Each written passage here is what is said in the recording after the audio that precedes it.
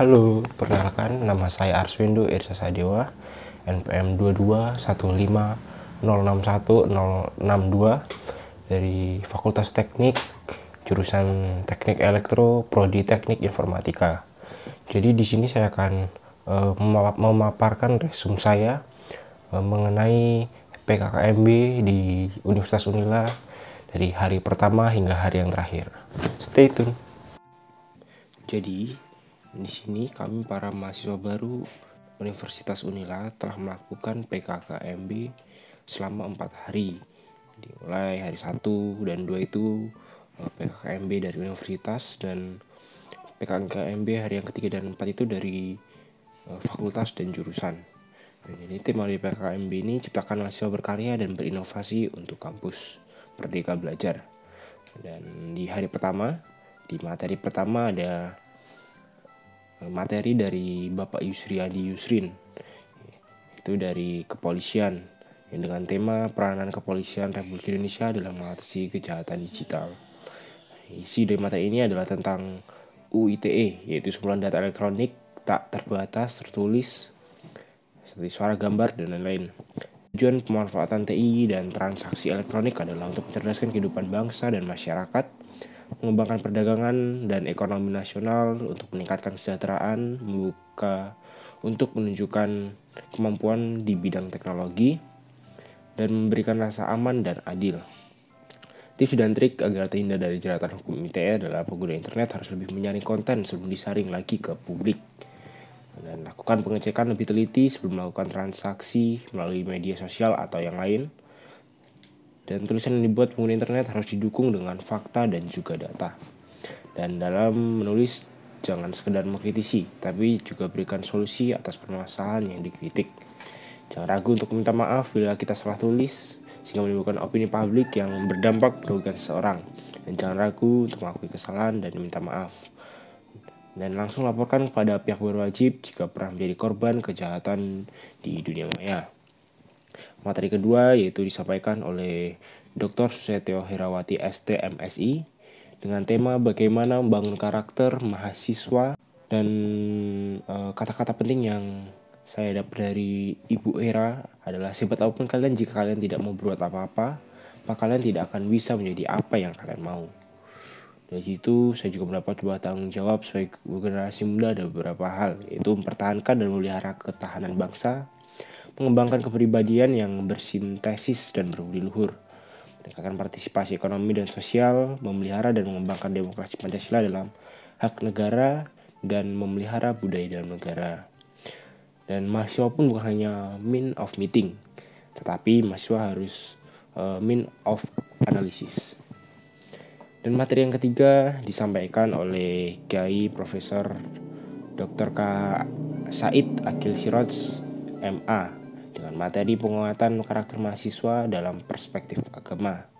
Yang saya dapat dari beliau adalah kiat-kiat menjaga toleransi umat beragama. Masuk di hari yang kedua masih dengan PKKMB dari universitas. Di materi yang pertama disampaikan oleh Profesor Dr. Heriandi MS dengan tema Merdeka Belajar Kampus Merdeka. Bahwa di situ dipaparkan visi Indonesia 2045, yaitu berdaulat, maju, adil, dan makmur.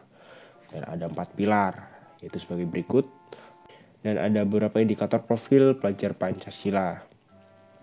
Dan tujuan Merdeka Kampus Belajar adalah mendorong proses pembelajaran di perguruan tinggi yang semakin otonom dan fleksibel, menciptakan kultur belajar yang efektif. Dan di materi selanjutnya, materi kedua ada Wakil Rektorat Bidang Umum dan Keuangan, yaitu Profesor Dr. Asep Sukohar, MKes. Di sini dibahas tentang lingkungan hidup, itu permasalahan lingkungan hidup di Indonesia dan di dunia, yaitu lingkungan alam, lingkungan buatan, dan lingkungan sosial. Pengelolaan lingkungan hidup, menjaga kelestarian bumi, dan Unila telah mengupayakan kampus sehat. Dan contoh manajemen resiko yaitu adalah dengan menaati kebijakan lingkungan. Materi selanjutnya ada dari Wakil Rektor Bidang Mahasiswa dan Alumni, yaitu Profesor Dr. Yulianto MSI dengan tema etika dan norma kehidupan kampus atau pengembangan karakter mahasiswa. Jadi mahasiswa ideal berarti kita mahasiswa berpikir positif terhadap sesuatu yang kita lakukan dan kerjakan. Kita juga harus mampu menyeimbangkan antara sisi akademik, organisasi, dan tugas. Profesor Dr. Yulianto juga menjelaskan bahwa ada beberapa tipe mahasiswa dan ada juga 10 karakter yang harus dimiliki mahasiswa, dan ada 5 cara menjadi mahasiswa ideal. Dan materi terakhir pada hari kedua PKKMB disampaikan oleh Wakil Rektor Bidang Perencanaan Kerjasama dan TIK, yaitu Profesor Soeharto PhD, dengan tema perguruan tinggi di era revolusi 4.0 dan kehidupan kampus di masa pandemi. Di sini dijelaskan tentang ICT Staging Universitas Lampung.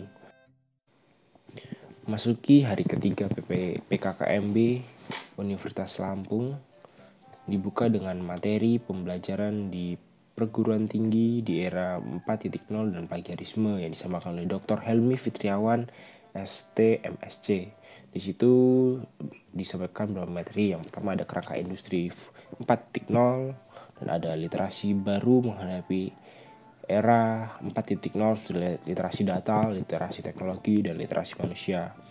Dan di situ juga disampaikan bahwa agar manusia berfungsi dengan baik di lingkungan manusia, humanitis, komunikasi, dan desain melalui keterampilan, kelincahan, dan kematangan budaya, dan entrepreneurship. Materi kedua tentang sistem perkuliahan dan peraturan akademik disampaikan oleh Dr. Muhammad Irsyad, STMT. Di situ dijelaskan tentang jumlah SKS yang harus diprogramkan. Dan materi ketiga adalah tentang kehidupan berbangsa, bernegara, dan pembinaan kesadaran mahasiswa, disampaikan oleh Ibu Vera Agustriana Nurdina, STMT. Dijelaskan tentang beberapa wilayah Indonesia tentang pengaktualisasian berbangsa dan bernegara. Dan di materi keempat atau materi terakhir ada penjelasan dari Dr. Eng Ageng Satnowo Repelianto, STMT, tentang hak dan kewajiban mahasiswa. Beliau menyampaikan beberapa hak mahasiswa dan kewajiban dari mahasiswa.